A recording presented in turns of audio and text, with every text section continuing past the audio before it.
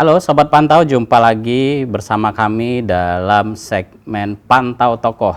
Kali ini kami kedatangan seorang tamu yang sangat spesial. Langsung saja saya sapa tamu kita kali ini, Bapak Susno Duaji. Apa kabar Pak Susno? Alhamdulillah, sehat walafiat. Siap, ini saya panggilnya Pak Susno apa Jenderal nih ya? Bebas, kamu sampai Jenderal, sudah jadi rakyat jelata loh. Baik Pak Jenderal. Enggak panggil nama aja lah. Siap Pak Susno. Ini setelah lama nih tidak muncul hadapan publik, sekarang muncul lagi. Ini sekarang kegiatannya sibuk apa nih Pak Susno? Kegiatan yang nomor satu adalah MC ya, ngomong cucu gitu, itu nomor satu. Kemanapun cucu saya ikuti, kadang kemarin misalnya masih liburan saya ikuti. Yang kedua saya adalah bertani, karena itu memang kegiatan dan itu hobi. Yang ketiga adalah cari sesuap nasi. Nah, itu aja. Jadi ngomong cucu, bertani, cari sesuap nasi. Soalnya kalau nggak makan susah. Bayar handphone dari mana gitu kalau nggak makan. Untuk beli bensin mobil dari mana gitu kan. Jadi harus cari sesuap nasi. Nah, gitu. Baik Pak Susno. Ini kan ya dulu sibuk dan aktif di pemerintahan lah, di institusi penegak hukum. Sekarang tadi Pak Susno menyampaikan sudah menjadi rakyat jelata nih. Apalagi ada 3 tadi itu kegiatannya. Nah ini ada ini nggak Pak Susno? Mungkin perbedaannya gitu. Dulu sibuk mengurus negara. Nah sekarang udah ya menikmati. Ya kalau dulu kan waktu sangat kita diatur ya waktu ya. Kalau sekarang waktu yang menurut sama kita. Kalau dulu kan jam 4 sudah bangun, persiapan subuh, olahraga sedikit, terus berangkat ke kantor, pulangnya malam, kadang-kadang tidur di kantor gitu kan. Lagi enak-enak di rumah, ditelepon lagi, suruh rapat, suruh apa. Jadi cepat tua gitu kan. Cepat tua, rambut cepat putih. Kalau sekarang kelihatannya umur tiap hari tambah muda gitu. Tambah muda, ketawa-ketawa gitu kita kan. Yeah. Kalau dulu stres kan, sini-gini, wah pokoknya serba gitu lah. Jadi sekarang kan bebas merdeka gitu. Mau kemana hari ini bebas, mau ke sana bebas. Dan itulah penyebab tidak kolesterol dan tidak gula darah. Wow. Saya ini nggak ada pantangan loh.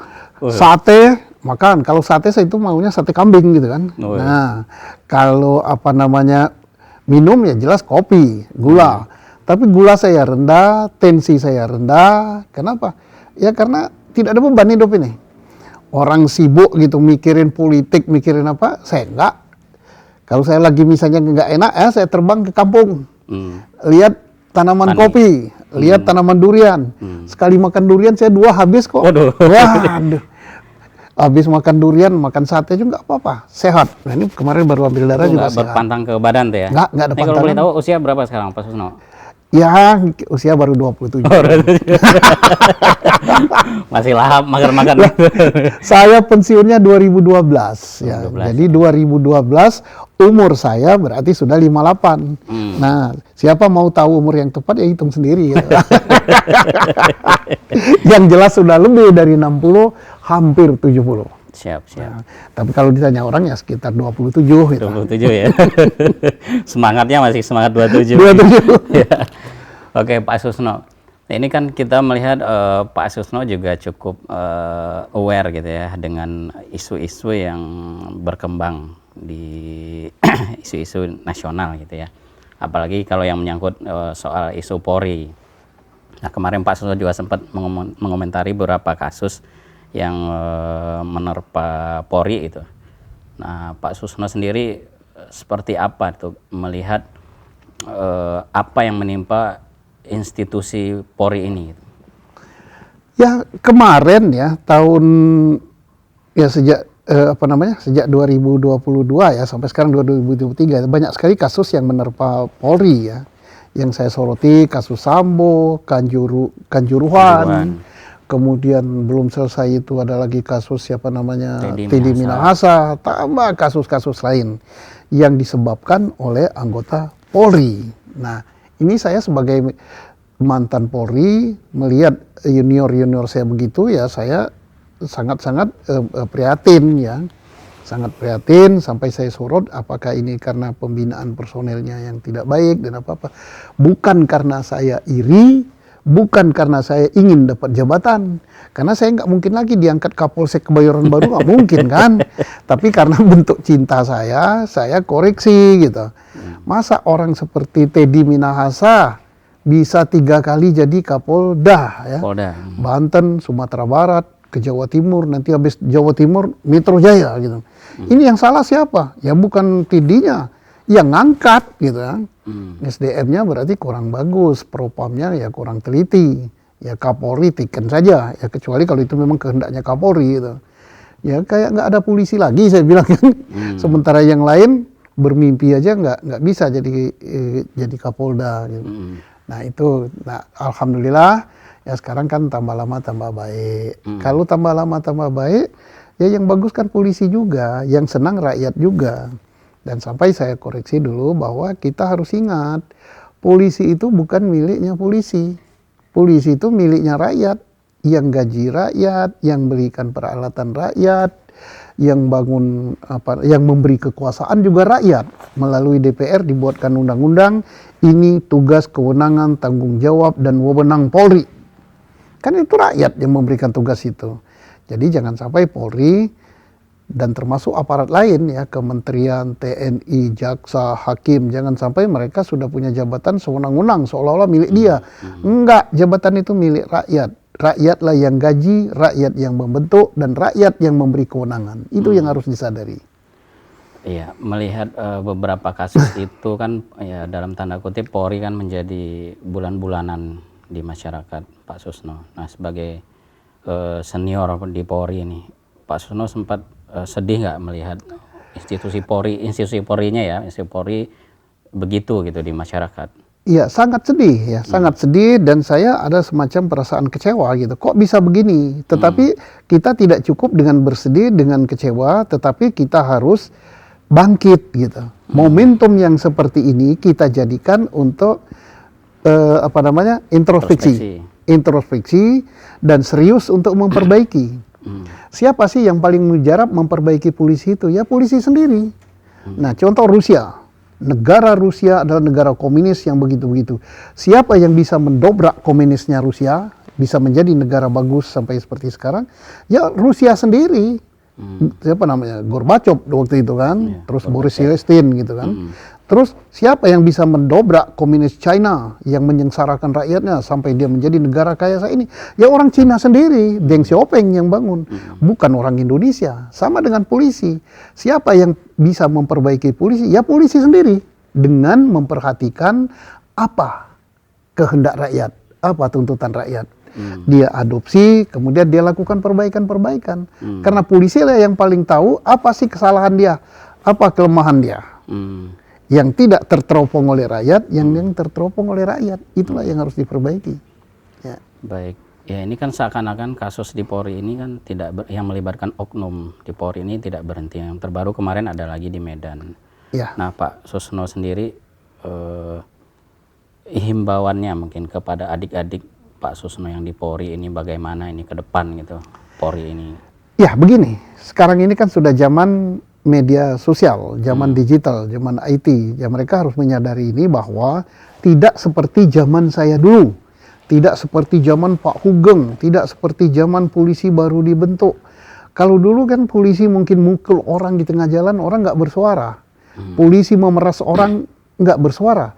Bukan berarti kondisi polisi saat ini lebih jelek dengan waktu saya dulu. Saya yakin bahwa polisi saat era saya itu lebih jelek daripada saat ini. Kemudian di era saya lebih bagus daripada era sebelumnya. Berarti yang paling jelek itu sana. Sampai sini, sampai baik. Tetapi kenapa dia muncul ke permukaan? Ya karena kemajuan teknologi. Sekarang ini misalnya orang pakai plat nomor polisi, berlagak pakai polisi, petentang-petenteng, langsung disyuting kan. Begitu disyuting tersebar ke seluruh dunia. Seluruh dunia loh. Orang Hong Kong pun tahu, orang Taiwan tahu.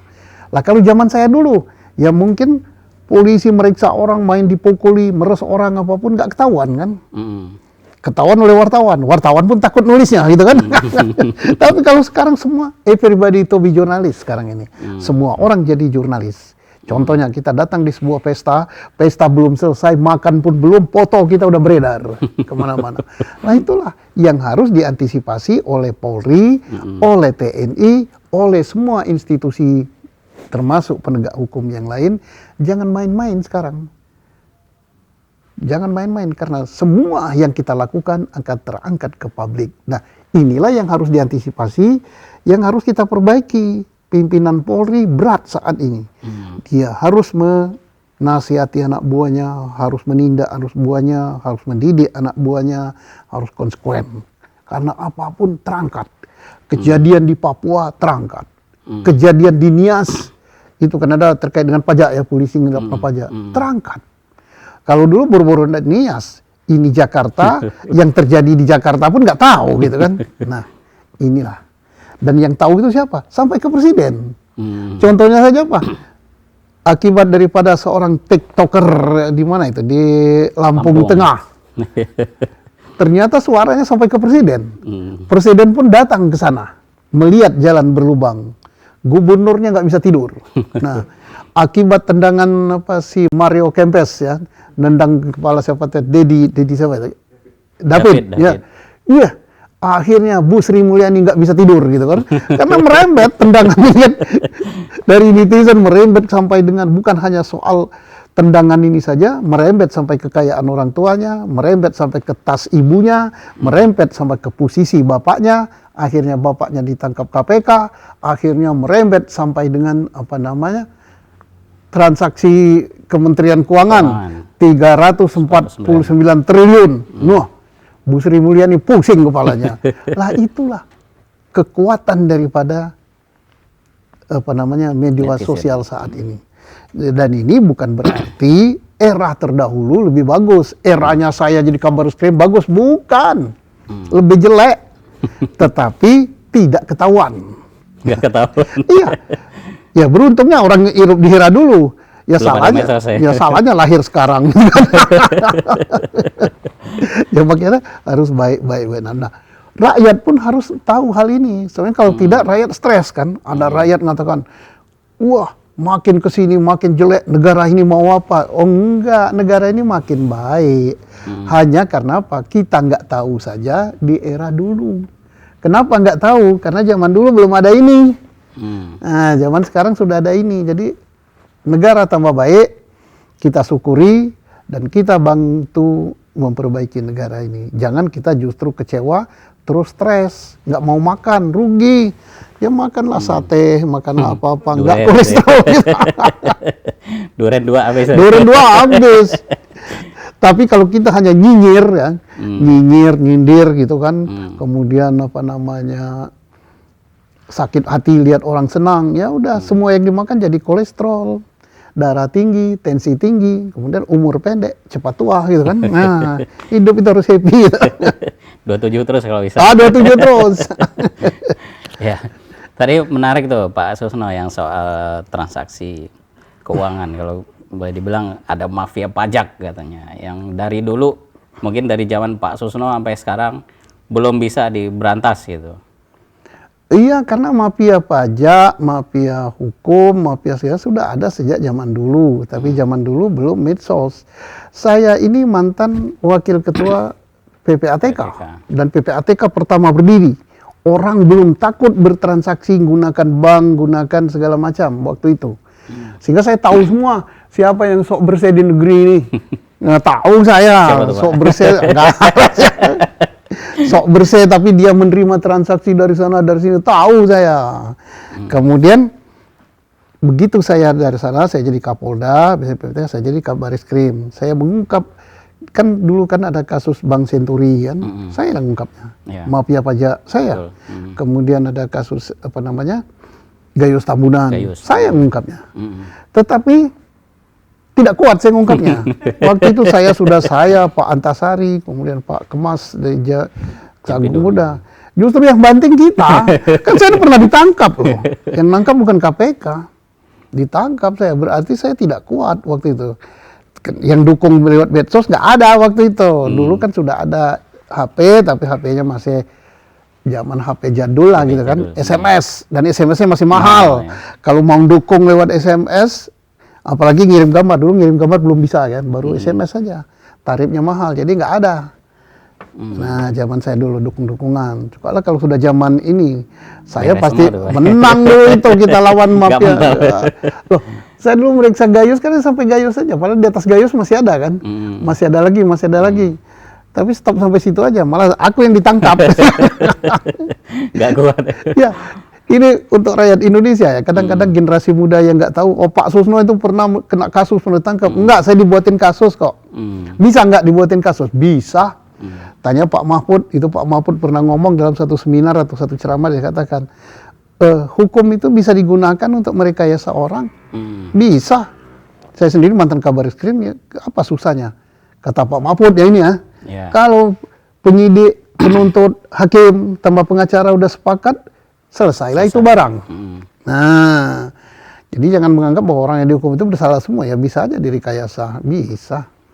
Nah, itu terjadi pada saya, ya iya.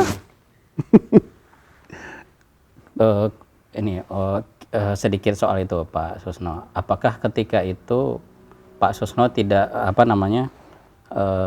ini kalau saya usut kasus ini kira-kira ini bahayanya seperti ini gitu, atau memang sudah paham resikonya?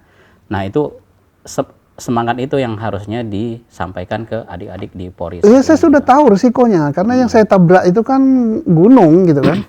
Tapi kalau saya nggak lakukan hal itu, maka saya kan tidak akan dikenang orang. Nah, coba sekarang saya tanya, mungkin Kabariskrim sekarang kan tahu ya namanya karena jabat kan. Tapi Kabariskrim sebelum yang sekarang ini siapa? Nggak tahu kan? Sebelumnya lagi siapa? Nggak tahu lagi. Sebelumnya lagi nggak tahu lagi. Tapi kalau Susno ketemu saya, Susno tahu orang. Siapa itu? Itu orang gila. Gitu. Nah, kan yang penting kan orang tahu nama. Nah, terus kalau orang menilai, oh kan pernah ditangkap, ya itu silakan publik yang menilai. Apakah saya ditangkap karena saya melakukan kriminal atau saya direkayasa? Saya tidak akan bela diri. Nilai aja sendiri. Nah. Jadi tahu nggak akibatnya? Ya tahu persis bahwa saya akan ditangkap. Oh, Antasari ditangkap, saya ditangkap, ya biasa itu. Atau nggak mati juga kok, selesai juga. Merdeka juga. Merdeka juga. Dan saya hidup bebas sekarang. Nah, semangat itu yang mungkin perlu dicontoh lah ya oleh adik-adik Pak Susno sekarang di Polri. Nah, gimana caranya Pak Susno? Jadi hidup itu pilihan ya. Kita akan menjadi dicatat di dalam sejarah, atau akan menjadi seorang pembaca sejarah, atau akan menjadi korban sejarah. Kita pilih aja. Kalau saya milih dicatat oleh sejarah, walaupun catatannya itu orang gila gitu, tidak apa-apa, itu bisa dikenang. Coba ketemu dengan saya, misalnya generasi-generasi yang udah umur 17-20 sekarang, dia waktu tahun 2011-an atau 2010 sudah berumur 15 tahunan, mereka udah ngikuti berita waktu itu kan, TV kan. Udah kenal wajah saya, wajah kayak gini. Begitu ketemu, ini orang gila yang dulu. Ada tahu. Nah, tapi kalau enggak kan hanya ingin cari selamat banyak. Tamat entah pangkatnya, entah jadi Kapolda, entah jadi Kabariskrim, mungkin jadi Kapolri sekalipun ya. Kalau kita ingat Kapolri sekarang, oh tahu orang Pak siapa namanya, Listio. Sebelum Pak Listio siapa? Pak nggak tahu kan? Bingung ya. Bingung kan? Sebelumnya lagi mungkin ingat karena jadi menteri Pak Tito kan. Sebelum Pak Tito siapa? Siapa ya? Siapa yang nggak tahu? Padahal saya yang ganti saya Kabariskrim mungkin dari 12 orang lebih kan. Tapi orang masih tahu. Susno gila gitu. Nah, itu pilihan, itu nggak masalah gitu. Iya, apa ya? Yang TPPU tadi Pak Susno ya, kan 349 triliun. Triliun ya. Nah, itu mafia atau bukan itu Pak? Kalau saya nggak nyatakan mafia ya, itu berdiri sendiri-sendiri ya. Tetapi mungkin dari suatu instansi bisa saja mafia. Karena itu kan menurut saya belum baca ya, belum baca laporannya. Menurut berita media, menurut penjelasan Pak Mahfud, menurut penjelasan PPATK bahwa itu terjadinya di Kementerian Keuangan ya, menyangkut dua direktorat jenderal, yaitu Direktorat Jenderal Pajak dan Direktorat Jenderal Bea Cukai. Pabean, Bea Cukai. Apakah itu mafia? Bisa juga. Mungkin antara wajib pajak ini sudah ada yang bermain di dalam ini, yang mengatur masalah pajak dan sebagainya. Mestinya si A, perusahaan A harus membayar 1 triliun, kemudian sudah bermain ke dalam, dia nggak mau 1 triliun, terus ada konsultannya ini kan di dalam juga, konsultan tertentu main lagi di sini, kemudian sehingga dia tidak terkena 1 triliun, mungkin kenanya 200 M kan, udah selisih 800 triliun kan, nggak tahu diapakan. Nah ini bisa jadi mafia gitu, tergantung nantilah apakah ini ada suatu kelompok yang sistematis bekerjanya kayak gitu atau bagaimana. Kita percayakan saja kepada Satgas yang sekarang sudah dibentuk. Mudah-mudahan Satgas yang dibentuk oleh Pak Mahfud ini, Satgas TPPU ini, kerjanya transparan sehingga semua orang bisa mengikuti. Dan kalau semua orang bisa mengikuti, maka publik pun akan mendukung tim yang dibentuk oleh Pak Mahfud ini. Ya, dengan adanya Satgas ini, nah di dalamnya dulu juga ada rekan Pak Susno ya Pak di Yunus. Satgas ini. Nah, Pak Susno sendiri melihat Satgas ini optimis nggak Pak? Kalau saya melihat Satgas ini untuk sementara ya saya positive thinking dulu ya. Di situ ada Pak Yunus Hussein, ada juga mantan ketua PPATK yang dulu Pak Yusuf apa siapa ya itu. Kemudian ada Pak Ahmad Santoso, ada dari perguruan tinggi dan lain-lain. Kemudian ada juga orang dari penyidik, dari Dirjen Pajak, dari Dirjen Bea Cukai, dari Bariskrim, kemudian dari Kejaksaan Agung, dari PPATK sendiri. Ya saya optimis. Kita harus beri support, optimis, dan kita berharap mereka terbuka sehingga masyarakat bisa memberikan backup, memberikan dukungan ya netizen ini. Tetapi saya juga pesimis gitu kan. Kenapa? Melihat Satgas yang dibentuk dulu belum lama ya, kasus Kanjuruhan itu ada Satgasnya juga ya. Yang mengkorbannya kalau nggak salah 300 jiwaan ya. Itu bayangkan berapa harga 1 jiwa manusia. Nggak bisa dibeli dengan 100 triliun itu. Kalau 300 orang berapa ribu triliun. Dibentuk Satgas. Kita nggak tahu apa ujung pangkal keberhasilan Satgas ini. Kasusnya kelihatannya gitu-gitu aja. Sudah hening gitu, nyaris tak terdengar. Ya mudah-mudahan Satgas 349 triliun ini bisa berhasil bekerja dengan baik, walaupun tidak 100%, ya mungkin 60-70% aja bagus gitu. Syukur kalau bisa mengembalikan keuangan yang mestinya masuk ke negara 349 triliun, bisa kembali 50% aja, 200 triliun aja udah bagus sekali. Itu bisa membangun IKN sana gitu. Banyak loh duit, 100 triliun itu, 1 triliun aja banyak. 1 triliun itu 1000 miliar. 1 miliar itu 1000 juta. Kalau saya jual jagung atau jual singkong di kampung itu berapa itu? Nah, kalau dibangunkan jalan di Lampung itu mungkin mulus dia. Nah, bisa tidur gubernurnya. Wah, gubernurnya bisa tidur. Jadi kita berharap duit yang sekian ratus triliun itu bisa kembali masuk ke kas negara. Kemudian laporan-laporan itu bisa dituntaskan ya minimal 50% lah, itu udah bagus. Jangan sampai hilang begitu saja. Nah ini bagaimana Satgas-satgasnya? Satgas ini kan tugasnya kan mensupervisi, mengevaluasi, memberikan rekomendasi. Nah terus siapa yang ngawasi? Kan Satgas kan ngawasi tim yang kerja kan, penyidik dan sebagainya kan. Lah yang ngawasi Satgas siapa? Ya kita-kita ini. Bagaimana cara kita ngawasi? Lewat media sosial. Kita pantau kerjanya. Lah supaya tidak terjadi seperti Satgas Kanjuruhan ya hilang. Jadi kekuatan sosial media ini besar ya. Jadi kalau boleh dibilang, kalau menurut Pak Susno yang paling berkuasa di Republik ini saat ini siapa Pak? Ya partai, tapi bukan partai politik ya, tapi partai netizen. The power of netizen itu luar biasa. Saya contohkan tadi, tendangan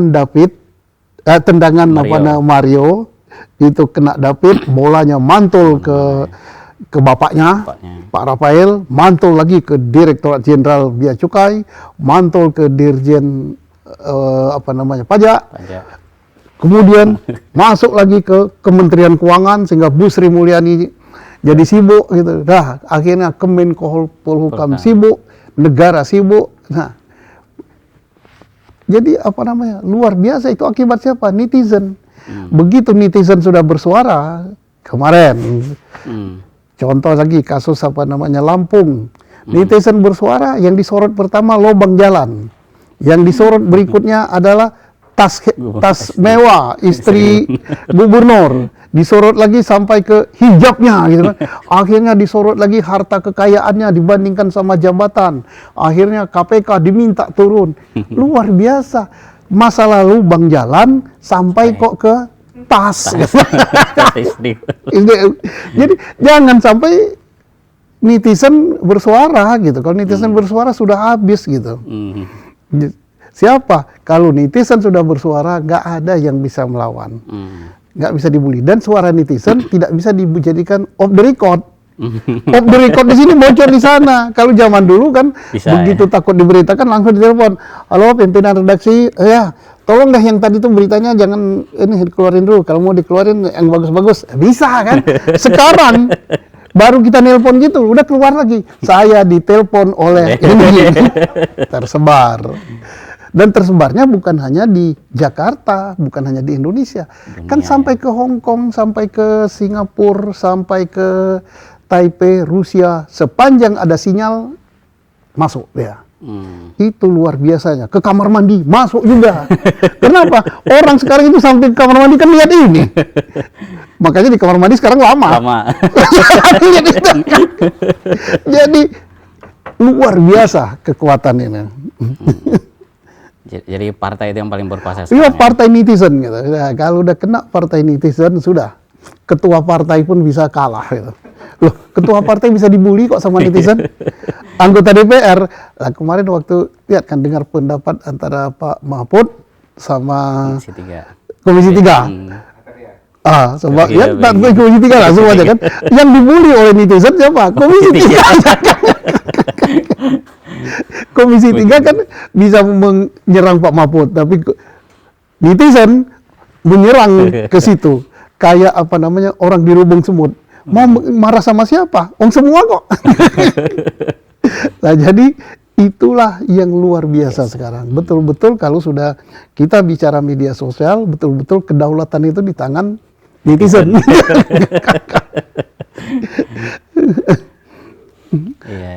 Iya, ini kan kita ini katanya akan mengalami bonus demografi 2045 dan mayoritas penduduk kita itu usia milenial dan Gen Z. Nah, mungkin Pak Susno selaku saat ini ya katakanlah yang dulu pernah mengabdi untuk negara itu, pesan dan harapannya untuk para anak muda kita, Pak Susno, agar ini bangsa kita ini ke depan nggak gini-gini aja gitu. Ya, kita bonus demografi ya. Bonus demografi itu akan menjadi modal yang sangat bagus sekali manakala demografi atau penduduk itu atau manusianya berkualitas. Kalau dia tidak berkualitas, maka itu bukan bonus, itu beban. Ya. Beban negara, bayangkan misalnya 270 juta manusianya semuanya. Beban kan? Tapi kalau 270 juta orangnya cerdas, pandai IT, berpikirnya bagus, kemudian produktif gitu, maka negara ini kan luar biasa hebatnya. Tenaga kerja bagus, menguasai IT, insya Allah Indonesia akan menjadi super power ya. Karena apa? Kita bisa menjadi super power, penduduknya banyak, pinter-pinter, kemudian sumber daya alamnya banyak, kemudian wilayah kita luas, letak kita strategis. Ya tidak ada saingan di dunia ini. Tapi kalau kita penduduknya kualitasnya rendah, tidak menguasai IT, maka sumber daya alam kita ini akan memperkaya negara lain. Kita akan jadi boneka negara lain gitu kan. Nah, jadi perlu anak-anak milenial menguasai teknologi.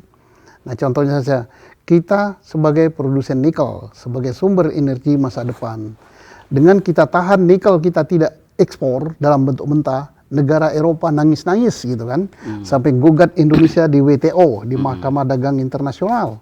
Kenapa? Mereka memerlukan itu. Belum kalau kita embargo lagi tidak jual aluminium gitu.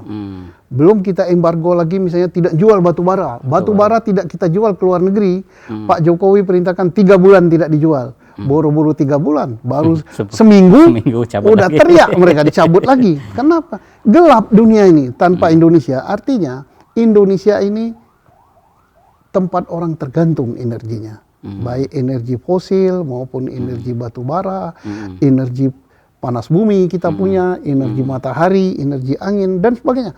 Dan ini membutuhkan anak-anak muda yang pintar. Dan kita banyak anak muda ini. Beda dengan Jepang.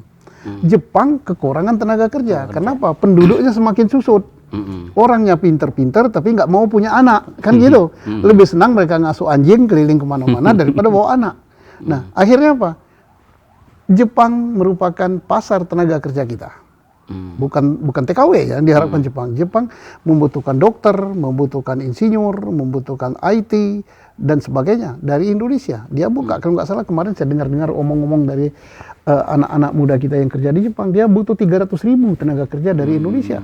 Dengan kemudahan visa, kemudahan perizinan, dengan gaji yang tinggi, kemudahan perumahan dan sebagainya, bahkan ngurus visa kerja adalah perusahaan di situ.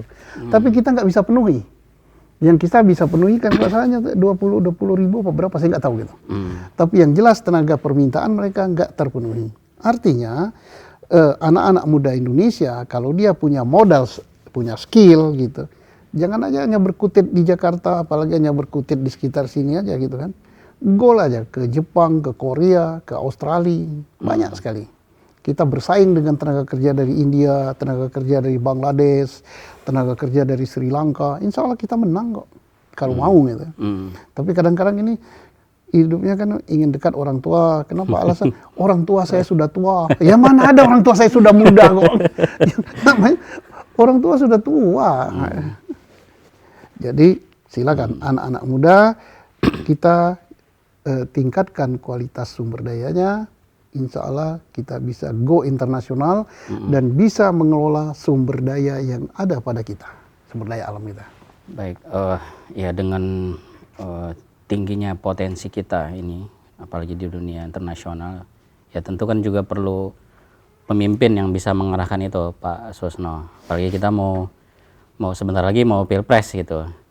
Nah, Pak Susno ada ini sekarang juga lagi rame soal capres, cawapres gitu. Nah, Pak Susno punya kriteria capres kita kan nih pemimpin ya, ke depan? Kalau saya punya kriteria pertama bahwa capres kita harus berpikiran jauh ke depan.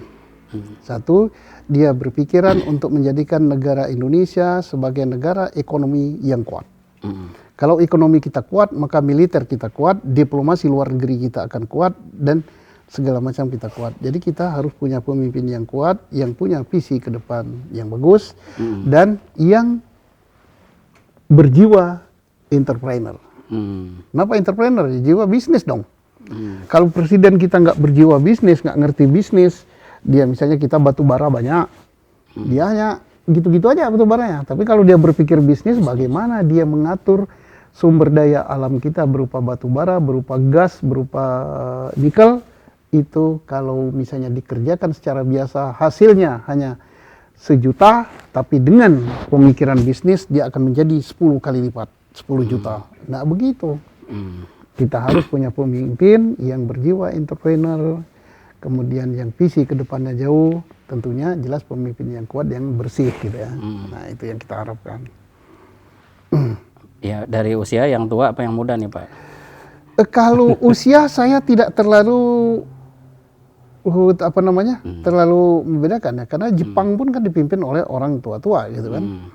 Yang penting jiwanya muda. Jiwanya muda. 27 tadi ya? Ya 27 tadi. Anak muda misalnya nggak ngerti IT, nggak ngerti entrepreneur, nggak ngerti segala macam, nggak ngerti ya percuma juga. Nah, orang tua tapi berjiwa muda, kemudian ingin melakukan perubahan. Jadi yang namanya anak milenial itu anak yang gandrung terhadap perubahan. Nah, jangan sampai misalnya punya handphone, waduh saya gimana ya handphone ini bisanya nelpon saja, SMS saja nggak bisa, telepon terkunci aja nggak bisa bukanya. Nah, ini celaka 12. Beban. Nah, padahal di handphone ini segala macam ada di sini, kantoran di sini, pesan tiket di sini, bank di sini, jual saham di sini. Nah, jual saham apa? Kita bisa beli saham melalui pasar modal Indonesia. Kita juga masuk pasar modal Amerika, pasar modal Eropa. Kita bisa beli saham-saham Eropa yang bagus, misalnya apa? Google, Facebook, Tesla, dari sini. Bisa kok. Kalau kita tahu ini untuk bisnis, untuk cari uang. Kita ngendalikan kantor dari sini. Saya kadang-kadang pulang ke mana? Pulang ke Pagar Alam sampai setengah bulan, tapi saya bisa ngendalikan kantor saya di Jakarta kok. Bisa rapat, bisa apa-apa. Saya bisa keluar negeri, saya bisa hubungan dengan karyawan di Jakarta, bisa ikut rapat. Di sini bisa. Zoom bisa. Nah, kalau era dulu kan kalau rapat itu harus hadir, Fisik, tepat jam 8 harus hadir di kantor gitu, pakaian lengkap, neces gitu. Sekarang kan enggak. Rapat jam 8 boleh, satunya sedang makan, satunya di kamar mandi, tapi kalau di kamar mandi jangan zoomnya videonya dihidupin, jangan, nanti kelihatan, suaranya aja. Nanti kalau tanya mana videonya nggak dihidupi, mohon maaf video belum bisa dihidupin. Nah, ini udah ngerti sedang di mana. Nah, yang penting kan suaranya. Rapat itu bukan kehadiran yang perlu, tapi apa substansi dari rapat dia ikuti, kemudian apa sumbangan pemikiran dia terhadap meeting itu. Dan meeting kalau kita lakukan dengan Zoom atau dengan ini, semua tercatat kan di sini kan. Tercatat, terekam, bisa langsung direkod dia kan. Tapi kalau rapat hadir gitu ngomong di sini kan, nanti apa notulin kan. Notulinnya kadang lupa, nanti yang sedang rapat tuh ngantuk, kemudian yang rapat itu mikirkan gimana anaknya udah sampai sekolah apa belum gitu kan. Gimana ngantar istri, gimana jemput istri kan susah. Tapi kalau rapat di mana berada silakan, tapi jam sekian kita diskusi tentang apa topiknya. Nah, tentang bisnis kita, tentang apa. Itulah dunia modern, kantor sepi tapi kegiatan aktif. Lihat aja bank sekarang, bank sepi. Tapi aktivitas bank meningkat luar biasa. Kenapa? Semuanya dilakukan oleh pelanggan. Misalnya saya pelanggan, saya pakai SMS banking. Saya bertransaksi di sini, mentransfer di sini, setor di sini, segala macam cek saldo di sini. Berarti saya kan sudah mengerjakan pekerjaan karyawan bank kan, tapi saya nggak digaji, tapi saya senang kan. Nah, saya beli tiket juga di sini, saya berarti mengerjakan pekerjaan daripada agen tiket. Jam 24 bisa. Nah, senang. Jadi everybody happy. Jadi artinya lama-lama karyawan tidak terlalu banyak. Ini mengurangi cost daripada suatu perusahaan. Ya, tantangan juga buat pemimpin kita. Ya. Nah, mungkin terakhir Pak Susno, dari nama-nama yang saat ini sudah disebutkan oleh masyarakat maupun partai politik, nah Pak Susno dukung siapa nih? Saya belum bisa karena belum ada calonnya ya. Calonnya kan belum ada, baru bakal calon. Bakal calon ya. Tinggal kita lihat bakal calon ini akan jadi bakal terus atau calon terus. Ini kalau saya beranalisa ya jangan sampai ada yang jadi bakal calon terus ya. Atau calon terus. Calon terus artinya terus-terusan nyalon gitu kan. Atau bakal calon. Ya mulai dari sekarang dia bakal calon nggak pernah jadi calon gitu kan. Nah, kita harapkan semua nama-nama yang disebut itu ya bisa maju sehingga banyak pilihan. Ya nanti kalau sudah didaftar di KPU, siapa yang terdaftar ya baru kita bisa menilai yang mana yang sesuai dengan prediksi kita Indonesia 10 tahun ke depan akan menjadi apa dan harus dipimpin oleh orang seperti apa, maka figur siapa yang paling tepat di antara calon itu. Baik Pak Susno, terakhir nih Pak Susno, pesan untuk masyarakat kita menjelang tahun politik 2024. Satu, saya berharap bahwa di tahun politik ini jangan mau dibeli kepala. Nah, dengan duit hanya sekian-sekian mungkin memilih anggota DPR misalnya kan, atau memilih presiden, atau memilih bupati, wali kota kan, nantinya kan ada juga pilihan kepala daerah kan. Jangan mau dibeli kepala, karena nanti akan tergadai selama 5 tahun. Yang kedua, pilihlah pemimpin yang sesuai dengan harapan. Yang berikut, jangan gara-gara pilihan nanti kita ribut. Ya, ribut bisa ribut di WA ini. Nanti di WA ini panas, berantem, saling left gitu, saling hapus gitu. Karena berbeda pilihan. Berbeda pilihan itu adalah kodrati, itu adalah sunatullah biasa. Bayangkan kalau kita pilihan nggak berbeda, sama gitu. Nah ini bisa perang.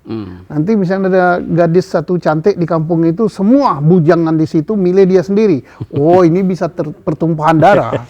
Tapi karena pilihan kita berbeda, inilah yang mengakibatkan kita hidup jadi harmonis. Jadi hargailah perbedaan itu. Nah, jangan sampai kayak pemilihan apa Pak Jokowi sama Pak Prabowo kemarin. Bisa suami istri lain pilihan ribut gitu kan.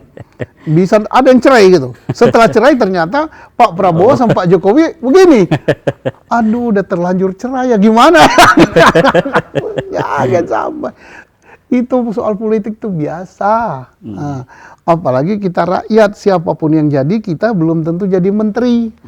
Emangnya kalau mereka udah jadi saya mau diangkat jadi menteri? Punya partai kagak, dukung juga enggak, hanya ribut di WA. Ya rugilah. Jadi sadarilah itu, masa sudah 5 kali 6 kali pemilu masih berantem di WA, masih saling gini-gini kan. Ya sudahlah, soal di WA beda pilihan ya biasa itu. Nah kalau makin banyak WA tentang pilihan ini yang untung siapa? Ya operator. Telepon makin banyak WA dikirim.